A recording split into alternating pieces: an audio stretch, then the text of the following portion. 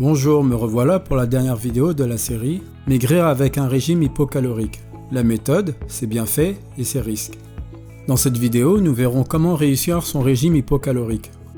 Que manger lors d'un régime hypocalorique? Avec les calculs à faire que je vous ai montrés dans une précédente vidéo, vous savez maintenant combien de calories vous devez manger chaque jour. Je vous rappelle de ne pas descendre en dessous de votre métabolisme de base. Maintenant, il ne reste plus qu'à savoir quoi manger. Ma première astuce, c'est de consulter les étiquettes de produits. Ensuite, sachez que 1 g de gras est égal à 9 calories, tandis que 1 g de protéines ou de glucides, c'est égal à 4 calories. Consommer des aliments pauvres en calories, c'est bien. En manger des riches en fibres, c'est mieux. De par leur effet sur la digestion des aliments, les fibres facilitent le transit, ainsi la perte de poids. Autre avantage des fibres, elles augmentent la sensation de satiété et donc diminuent la quantité de nourriture consommée. L'étude de Slavin a montré un rapport inverse entre consommation de fibres et masse corporelle et graisseuse.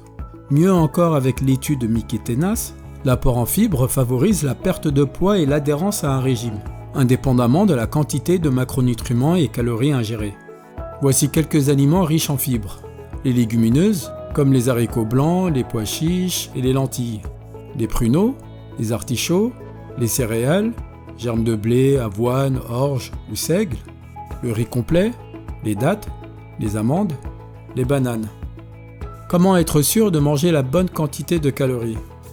Traquer son apport calorique, ce n'est pas hyper simple, ni franchement marrant.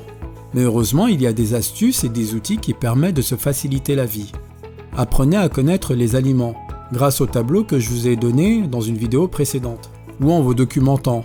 Apprenez à identifier la richesse calorique de ce que vous mangez au quotidien. Si vous achetez un produit industriel, consultez les indications du tableau des valeurs nutritionnelles. Il faut toujours savoir à qui on a affaire. Mesurez vos portions. Faire à l'œil, c'est pas la méthode la plus efficace. On a souvent tendance à sous-estimer la richesse de ce qu'on met dans l'assiette. Grâce à ce que vous savez des apports caloriques, utilisez une balance de cuisine ou des cups pour mesurer votre nourriture.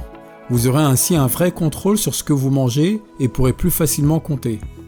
Gardez une trace, que ce soit sur un carnet ou encore plus facile grâce à une application mobile. Notez vos apports caloriques et nutritionnels, macro et micronutriments, mais aussi vos dépenses sportives.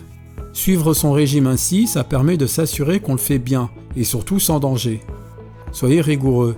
Un régime, ce n'est jamais facile, mais ça devient très vite une horreur si on ne fait aucun progrès à cause de nombreux écarts. Que ce soit des petits encas salés au bureau, des confiseries devant la télé ou un beau dessert au resto, évitez au maximum tous ces tueurs de régime. Quoi qu'il en soit, il faudra tout noter, et ainsi vous verrez qu'au cours d'une journée, on se laisse souvent tenter. Avec de la méthode, du sérieux et de la motivation, aucun doute vous atteindrez vos objectifs. 10 extra conseils pour un régime hypocalorique réussi. Mon premier conseil, ne faites pas un régime trop agressif sur une période trop longue, maximum 12 semaines. Des chercheurs ont montré qu'un régime trop long hypocalorique pouvait entraîner des troubles des conduites alimentaires. Le second, ne réduisez pas trop vos apports.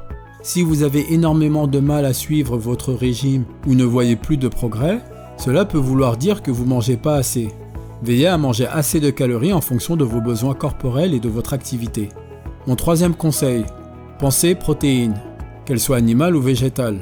Les protéines sont un bon moyen de perdre du poids grâce à leur pouvoir rassasiant. En plus, elles diminuent la perte musculaire. Mon quatrième conseil, boire beaucoup d'eau. La plupart des boissons contiennent de nombreuses calories cachées, y compris les jus de fruits industriels. Alors privilégiez l'eau nature ou aromatisée aux fruits. Elle remplit aussi l'estomac pour éviter d'avoir trop faim. Mon cinquième conseil, fuyez le sucre. À la différence de celui contenu dans les fruits ou les produits laitiers, le sucre qui n'est pas naturellement présent dans un aliment est néfaste. Éliminez tant que possible les produits avec sucre ajouté, ainsi que le sucre raffiné en lui-même. De toute façon, on en trouve dans tout ce qui est déjà mauvais, les produits ultra transformés. Mon sixième conseil, ne devenez pas accro à la balance. Se peser 1 à 2 fois par semaine suffit largement. Autrement, vous risquez de vous décourager en ne voyant pas de progrès ou des fluctuations dans la journée. Faites des courses saines et allégées.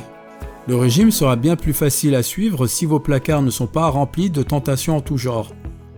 Mon huitième conseil, adaptez la quantité à la qualité, ou vice-versa. Plus un aliment est riche en calories, moins il faudra en manger évidemment. Inversement, si vous ne mangez que des produits très légers, il faudra en consommer beaucoup. N'hésitez pas à commander des quantités enfants au restaurant ou à utiliser des petites assiettes à la maison.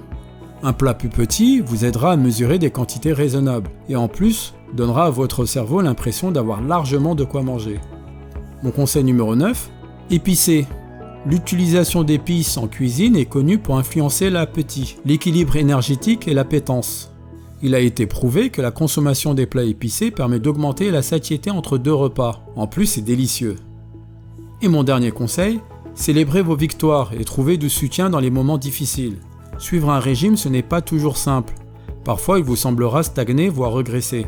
Mais ne vous laissez pas abattre et entourez-vous d'êtres chers qui seront là pour vous soutenir. Inversement, quand vous atteignez des objectifs ou avez surmonté un moment difficile, récompensez-vous. Pas avec de la nourriture, bien sûr. Plutôt avec un gilet accessoire, un livre de votre auteur préféré ou une belle activité en plein air. J'espère que vous avez apprécié cette série de vidéos « Comment maigrir avec le régime hypocalorique ».